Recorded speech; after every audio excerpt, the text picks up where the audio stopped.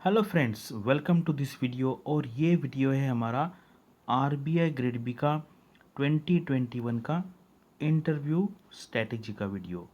और मैं आपको टारगेट देने वाला हूँ 70 प्लस मार्क्स स्कोर करने का। लास्ट ईयर हमने देखा है काफ़ी सारे स्टूडेंट्स को 45 से ज़्यादा मार्क्स मिले हैं। इस बार आप सबको पता है आरबीआई ने इंटरव्यू का वेटेज जो है 50 मार्क्स से बढ़ाकर 75 मार्क्स किया है। और ये क्यों किया है ये भी हम वीडियो में आगे जाके देखेंगे। तो ये है मेरा लास्ट जो आरबीआई का एग्ज़ाम हुआ था 2019 का। उसमें मैंने नियर अबाउट 230 लोगों का इंटरव्यू लिया था फेस टू फेस, पर्सनली जाके दिल्ली में, कोलकाता, मुंबई, बेंगलुरु, चेन्नई, हैदराबाद, नागपुर, औरंगाबाद, पुणे, इतने सारे सिटी में मैंने जाके फ़ेस टू फेस इंटरव्यू लिया था। कुछ लोगों का टेलीफोनिक भी इंटरव्यू लिया था। और जब रिज़ल्ट होने के बाद आपको पता है लास्ट ईयर काफ़ी मतलब हम कह सकते हैं उसको वियर्ड मार्क्स मिले थे लोगों को। तो उसके बाद काफ़ी सारे स्टूडेंट्स ने मुझसे कांटेक्ट किया। तो नियर अबाउट वो नंबर होगा 180 के आसपास। तो I have a first hand information of near about 400 plus candidates. तो मैं आपको यहाँ पर कुछ चीज़ें बताने वाला हूँ कि क्या रीज़न से कुछ लोगों को अच्छे मार्क्स मिले, कौन से ऐसे रीज़न्स है उससे कम मार्क्स मिले, और कुछ जो रीज़न्स होंगे वे मैं जब हम फेस टू फेस इस बार मॉक इंटरव्यू करेंगे तब मैं आपको यहाँ पर बताऊँगा। तो चलो हम देखते हैं कि हमें कैसे अप्रोच करना चाहिए। तो ये है एक्सपेक्टेड कट ऑफ। ये एक्सपेक्टेड कट ऑफ देखना इसलिए ज़रूरी है क्योंकि कुछ स्टूडेंट्स मुझे पूछते हैं कि सर मेरे मार्क्स इस रेंज में आ रहे हैं, मेरे मार्क्स इस रेंज में आ रहे हैं, तो मैं क्या करूँ। तो should I start preparing for RBI grade B interview. तो मैंने कहा आपके मार्क्स कितने भी आने दो, आप उसकी चिंता मत कीजिए, क्योंकि डिस्क्रिप्टिव में आपको कितने मार्क्स मिलेंगे ये कोई नहीं जज कर सकता। कभी कभी क्या होता है हम खुद को अंडर एस्टिमेट कर लेते हैं कि मेरा ईएसआई एफएम का पेपर अच्छा नहीं गया है, मेरा इंग्लिश का पेपर अच्छा नहीं गया, लेकिन जब आप मार्क्स देखेंगे तो आपको अच्छे मार्क्स आते हैं। इसलिए आपका पेपर कैसा भी जाने तो आपको इंटरव्यू का प्रिपरेशन करना चाहिए। और ये मेरा प्रेडिक्शन है क्योंकि काफ़ी सारे स्टूडेंट्स पूछते हैं कि सर कितना होगा, तो ये इस रेंज में कट ऑफ होने के चांसेस है। लेकिन आप इसकी चिंता मत कीजिए, आप डायरेक्टली प्रिपरेशन चालू कर दीजिए। तो ये है इस साल का नोटिफिकेशन में दिया हुआ इन्फॉर्मेशन। उन्होंने इस बार एक साइकोमेट्रिक टेस्ट कंडक्ट करने का प्लान किया है। तो ये साइकोमेट्रिक टेस्ट जो है वो इमीडिएटली इंटरव्यू के बाद भी हो सकता है या इंटरव्यू के पहले भी हो सकता है। और साइकोमेट्रिक टेस्ट क्या होता है, यहाँ पर आपकी जो पर्सनैलिटी है वो साइंटिफिकली एनालिसिस करने का वो ट्राई करते। तो इसमें क्या है, अगर किसी की पर्सनैलिटी है बहुत ही निगेटिव टाइप की या डिस्ट्रक्टिव माइंड की अगर हो जाए तो रेयरेस्ट ऑफ रेयर केस में उसको फेल कर सकते हैं। और ऐसे टाइप की टेस्ट आप सबको पता है आर्मी में होता है, एसएसबी के इंटरव्यू में, या फिर जो हमारे इम्पॉर्टेंट ऑर्गेनाइजेशन है जैसे बीएआरसी है, उसके बाद इसरो है, ऐसे काफ़ी सारे इंस्टीट्यूशंस इस टाइप की साइकोमेट्रिक टेस्ट लेते हैं। लेकिन अगर आप नॉर्मल तरीके के आदमी हो या स्टूडेंट हो, एस्पिरेंट्स हो, तो आपको डरने की कोई बात यहाँ पर नहीं है। हम हमारे तरफ से आपको जितना यहाँ पर हेल्प कर सकते हैं उतना हम आपको यहाँ पर हेल्प करेंगे। तो इन्होंने यहाँ पे दिया है interview will be of 75 marks. तो इसलिए इंटरव्यू क्या है ना, हम कह सकते हैं इट कैन मेक और ब्रेक। इसका मतलब है कि अगर उन्होंने सोचा कि आपको लेना है, सेलेक्ट करना है, तो आपको वो 70 प्लस मार्क्स दे सकते हैं। अगर आपको रिजेक्ट करना है तो 5 से कम मार्क्स भी दे सकते हैं। लास्ट ईयर क्या हुआ था, लास्ट ईयर नियर अबाउट हम आगे देखेंगे, मैंने एनालिसिस किया है कि 10-12 लोग ऐसे थे जिनको 10 के नीचे मार्क्स थे लेकिन उनका सिलेक्शन हो गया था। तो उनको इस बार ऐसा सिचुएशन नहीं चाहिए, इसीलिए उन्होंने जो इंटरव्यू का वेटेज है वो बढ़ा के 50 मार्क्स से लेके 75 मार्क्स किया है। तो ये देखते हैं हम 2017 क्या होता है ना, पिछला ट्रेंड भी एक बार जानना ज़रूरी है। इस बार उसका इतना रिलेवेंस नहीं है क्योंकि मार्क्स अभी बढ़ गए, लेकिन स्टिल हम देखते हैं क्या हुआ था 2017 में। हाईएस्ट मार्क्स आए थे 44, लोएस्ट आए थे 20 एंड एवरेज 33। या हम इसको कहेंगे कि ये नॉर्मल पैटर्न था मार्क्स देने का। ठीक है, नॉर्मल था। एब नॉर्मल क्या होता है मैं आगे आपको बताऊंगा। उसके बाद 2018 में क्या हुआ, हाईएस्ट 46, लोएस्ट 16 एंड एवरेज 34। ये भी हम कहेंगे कि नॉर्मल वे है मार्क्स एलोकेट करने का। लेकिन अभी 2019 का देखेंगे, उन्होंने एक मार्क भी दिया था, यानी कि हाईएस्ट से 50 से एक मार्क कम यानी कि 49 दिया था हाईएस्ट मार्क्स, एंड लोएस्ट 0 नहीं दे सकते लेकिन एक दिया था। तो ये पूरा रेंज उन्होंने यूज़ किया था मार्क्स देने के लिए। और देखिए 10 से नीचे 18 लोगों को मार्क्स मिला था, 10 से नीचे। और ये सिर्फ मैं सेलेक्टेड लोगों का बात कर रहा हूँ, जो सेलेक्ट नहीं होते हैं उनके मार्क्स वो डिक्लेयर नहीं करते हैं।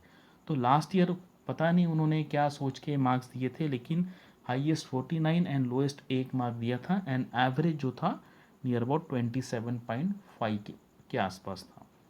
तो ये इन्फॉर्मेशन जस्ट देख लीजिए कि किस टाइप का मार्क्स एलोकेशन होता है। इस बार हम कह नहीं सकते, इस टाइप का भी हो सकता है, या प्रीवियसली जैसे नॉर्मल तरीके से हुआ था, उन्होंने लोएस्ट मार्क 15 से 20 के आसपास रखा था, उस टाइप का मार्किंग सिस्टम भी हो सकता है। तो अभी हम देखते हैं कि फाइनल कट ऑफ जो है और उसके बाद फेज़ 2 का कट ऑफ, इसमें क्या डिफरेंस था। तो अगर आप देखेंगे 2017 में, जैसे मान लो ये कैंडिडेट ऐसा है कि ये जस्ट क्वालिफाई किया है, ठीक है, और ये है लास्ट सेलेक्टेड कैंडिडेट के मार्क, यानी कि अगर ये कैंडिडेट को 49 मार्क्स मिले इंटरव्यू में तो ही उसका सिलेक्शन हो पाएगा। लेकिन 2017 में हाईएस्ट मार्क्स थे 44, यानी कि जो लोगों का सिलेक्शन ओनली बॉर्डर पे हुआ था उस टाइप के लोगों का फाइनल सिलेक्शन नहीं हो पाया 2017 में। 18 में भी इसी टाइप का सिचुएशन था, कट ऑफ था 248.50, फेज़ 2 का कट ऑफ इतना था। तो ये दोनों का डिफरेंस था 47.25 एंड हाईएस्ट मार्क थे 46, यानी कि ये जो स्टूडेंट है उसका सिलेक्शन अगर हाईएस्ट मार्क्स भी मिल जाते इंटरव्यू में तो भी उसका सिलेक्शन नहीं होता। 2019 में थोड़ा डिफरेंट सिचुएशन था, यहाँ पर ये डिफरेंस 45 था एंड हाईएस्ट 49 था, यानी कि ये जो लड़का है अगर इसको 48 49 मार्क्स मिलते तो उसका सिलेक्शन हो जाता। ये जस्ट एक ट्रेंड देखने के लिए है, इससे आप ज़्यादा कुछ एनालिसिस मत कीजिए, आगे हम देखेंगे प्रिपरेशन कैसे करना है, ठीक है। अभी ये सबसे इम्पोर्टेंट स्लाइड है आपके लिए। यहाँ पर मैंने क्या दिया है कि कौन कौन से एरियाज है जहाँ पर आपको फोकस करना है। तो बायोडेटा में दो चीज़ें मेंशन होती है, एक है आपका एजुकेशनल बैकग्राउंड और दूसरा होता है आपका प्रोफेशनल बैकग्राउंड। कुछ लोगों का प्रोफेशनल बैकग्राउंड नहीं होगा, यानी कि उन्होंने कहीं पर जॉब किया नहीं होगा। तो एजुकेशनल बैकग्राउंड में वो क्या देखते हैं, जैसे आप इंजीनियर हो या आप बीए किया है, बीकॉम किया है, बीएससी किया है, तो आपके ग्रेजुएशन में से अगर जो इंटरव्यू के पैनल मेंबर है उससे अगर कोई रिलेटेड है तो वो पूछ लेंगे। जैसे मान लो कोई मैकेनिकल इंजीनियर है और बाय लकीली और अनलकीली इंटरव्यू पैनल में भी कोई एक मैकेनिकल इंजीनियर, तो ऑब्वियसली वो आपको बेसिक क्वेश्चन जैसे लॉ ऑफ थर्मोडाइनमिक्स है, एंट्रोपी क्या होता है, इस टाइप के बेसिक क्वेश्चंस आपको पूछ सकते हैं। और क्या होता है अगर आपने मान लो केमिस्ट्री आपने किया, बीएससी केमिस्ट्री किया, एमएससी केमिस्ट्री किया है, अगर आपको पूछेंगे कि बेंजीन का फॉर्मूला क्या है, तो this is very basic information of chemistry graduate, ठीक है। तो इसीलिए आपके ग्रेजुएशन के कुछ सब्जेक्ट का प्रिपरेशन आपको करना चाहिए, अदरवाइज़ वो क्या शो करेगा कि आपने ग्रेजुएशन में सीरियसली पढ़ाई नहीं किया है, ठीक है। इसलिए जो आपका ग्रेजुएशन के सब्जेक्ट्स है वो भी आपको पढ़ने पड़ेंगे। प्रोफेशनल है, जैसे मान लो किसी ने आईटी कंपनी में काम किया है या फिर कोई स्टेट गवर्नमेंट में काम कर रहा है या कोई बैंक में काम कर रहा है, तो आपका जो प्रोफाइल है बैंकिंग का या फिर स्टेट गवर्नमेंट का या आईटी कंपनी का, उससे रिलेटेड भी क्वेश्चन वहाँ पर आ सकते हैं। तो ये दो मेजर एरियाज़ हैं, वो इसलिए चेक करते हैं कि how much serious you are about your education background, आपका प्रोफेशनल बैकग्राउंड। तो यहाँ से भी काफ़ी सारे क्वेश्चन आने के चांसेस होते हैं। और कभी कभी क्या है, आपका जो एजुकेशनल बैकग्राउंड है, आपका प्रोफेशनल बैकग्राउंड है, वो आरबीआई के लिए कैसे यूज़फुल है उसके बारे में भी क्वेश्चंस आ सकते हैं। अभी थर्ड मोस्ट इम्पॉर्टेंट एरिया है वो है आरबीआई रिलेटेड। आगे हम देखते हैं, मैंने ये जस्ट पॉइंट्स यहाँ पर शॉर्ट में बताऊंगा, मैं आगे जाके डिटेल में भी हम देखेंगे, ठीक है। उसके बाद इकोनॉमी फाइनेंस रिलेटेड है, और अगर आप में से कोई ने यूपीएससी का प्रिपरेशन कर रहे हैं तो उसके बारे में भी क्वेश्चन आ सकता है। इसको कैसे टैकल करना है हम आगे के स्लाइड में देखेंगे। तो मैंने कहा एजुकेशनल बैकग्राउंड, तो अगर आपका एजुकेशनल बैकग्राउंड जैसे मान लो कॉमर्स है या फिर इकोनॉमिक्स है या फिर मैनेजमेंट है, तो ये डायरेक्टली आरबीआई के फंक्शन से थोड़ा बहुत मैच होता है। तो यहाँ से भी काफ़ी क्वेश्चन आपको आ सकते हैं। लेकिन अगर if you are from very odd background, जैसे मैंने देखा था कोई एक लास्ट टाइम एक मरीन इंजीनियरिंग किया था किसी ने, किसी ने एरोनॉटिक्स में किया था, किसी ने जूलॉजी में किया था। तो इस टाइप का अगर आता है क्वेश्चन या फिर आपका बायोडेटा और पैनल में से अगर कोई उससे रिलेटेड है तो वहाँ से क्वेश्चन आ सकता है। तो इसलिए देखो इंटरव्यू क्या है ना, interview is very open ended है, वहाँ पर कहीं से भी क्वेश्चन आ सकते हैं। तो हमें जितना प्रेडिक्शन हम कर सकते हैं उतना हम करेंगे, लेकिन हमारे हाथ में ज़्यादा चीज़ें नहीं होती है।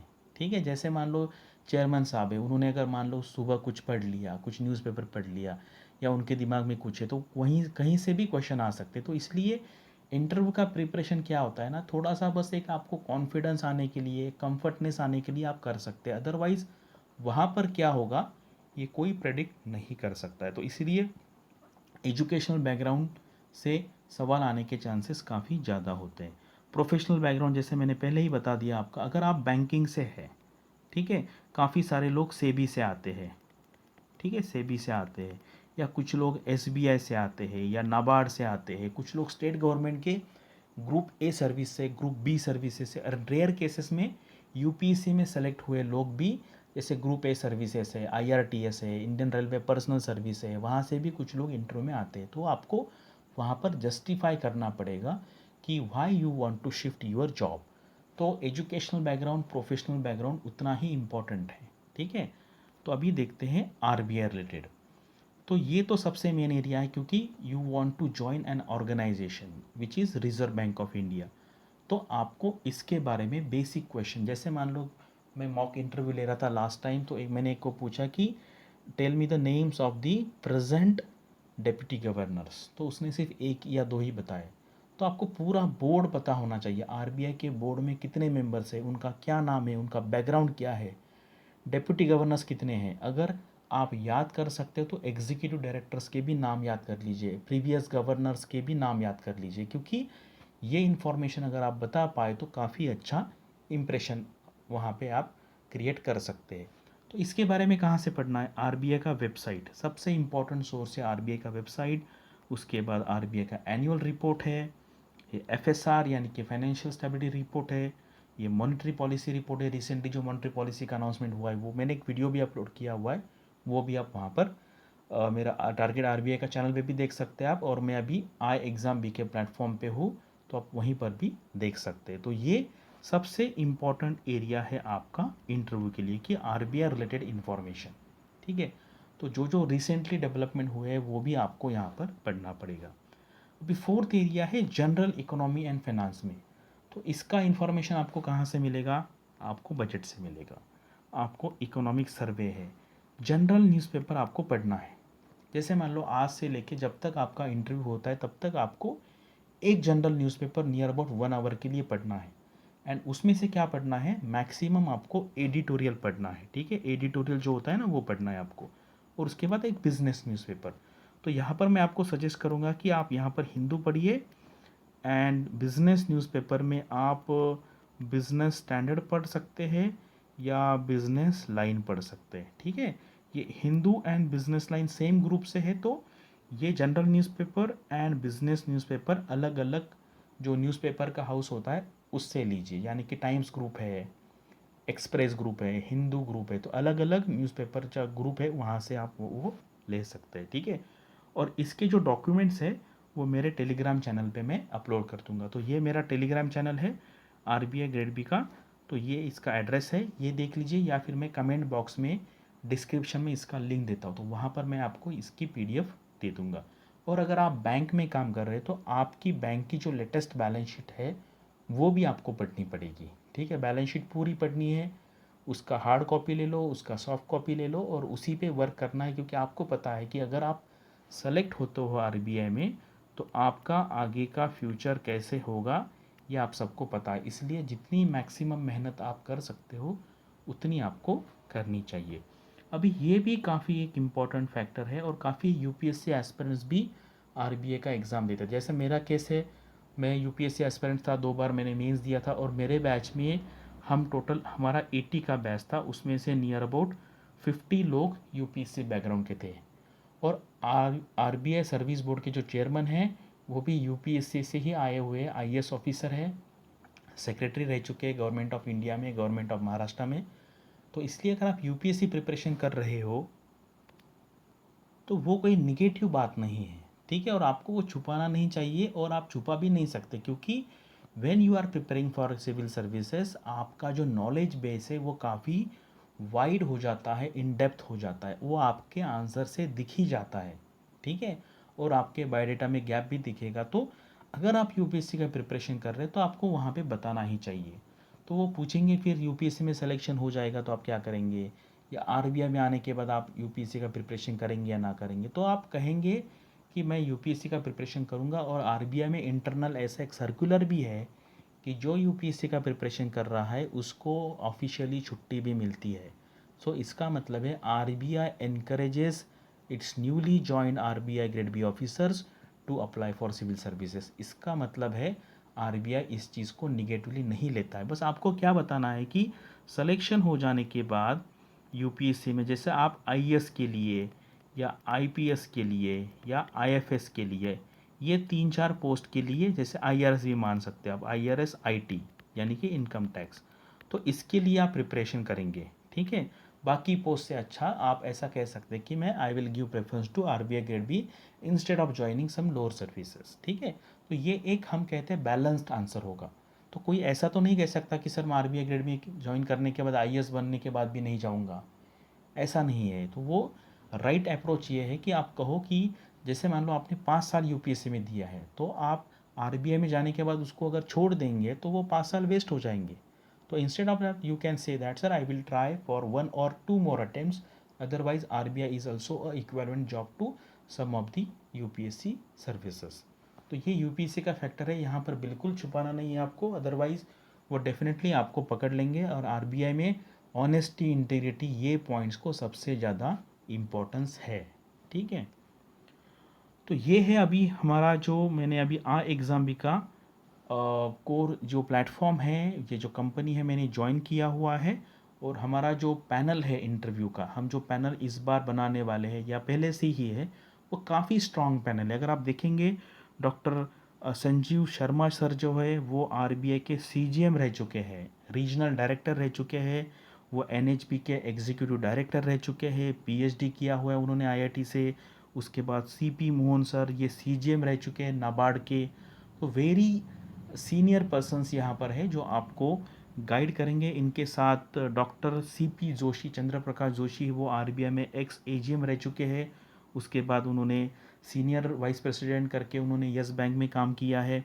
उन्होंने एमबीए किया है आईएसबी हैदराबाद, जो आप कह सकते हैं कि इंडिया का नहीं वर्ल्ड में इस टॉप इंस्टीट्यूशन में इसकी गणना होती है। और मैं हूँ आरबीआई में ex manager and I am the pioneer in the RBI grade B mentoring. सबसे पहले पूरे इंडिया में मैंने ही आरबीआई ग्रेड बी को मतलब प्रमोट किया है। मतलब लोगों को पता नहीं था इतना, तो मैंने फेसबुक के थ्रू लोगों में, हम कहते हैं ना, अवेयरनेस स्प्रेड किया है। और मैं काफ़ी 2012 से स्टूडेंट्स को गाइड करता हूँ। मैंने नियर अबाउट 1400 से 1500 लोगों को डायरेक्टली और इनडायरेक्टली गाइड किया है। तो इतना स्ट्रॉन्ग पैनल आपको कहीं पर भी नहीं मिलेगा। ये इनका हमारा जो एग्ज़ाम भी उनका इंटरव्यू गाइडेंस का फ़ीस है, लेकिन मैंने उनको रिक्वेस्ट करके ये कहा है कि मेरे कुछ स्टूडेंट्स हैं तो उनसे आप फ़ीस ना लें। यानी कि आप जो है ये वीडियो देख रहे हैं, मेरे फेसबुक के स्टूडेंट्स हैं, मेरे टेलीग्राम चैनल है, यूट्यूब चैनल है, अगर आप ये कोड वहाँ पर अप्लाई करेंगे तो आपकी फ़ीस ये है ज़ीरो हो जाएगी। तो आपको कोई भी फ़ीस देने की ज़रूरत नहीं है।